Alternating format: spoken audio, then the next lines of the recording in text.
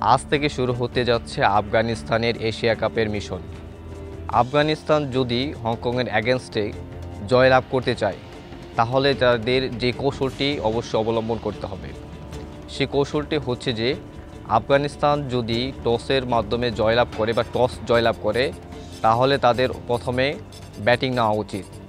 কারণ আফগানিস্তান যখনই প্রথমে ব্যাট করেছে তাহলে তাদের 60% জেতার সম্ভাবনা বেড়ে গিয়েছে।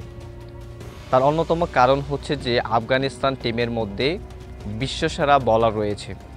আপনি যদি তাকান তাহলে দেখতে পারবেন যে মোহাম্মদ নাবি, রশিদ খান, নূর আহমেদ, মুজিবুর রহমান, এছাড়া তাদের বোলিংয়ের মধ্যে বা পেস বোলিংয়ের মধ্যে দুর্দান্তভাবে বোলার রয়েছে।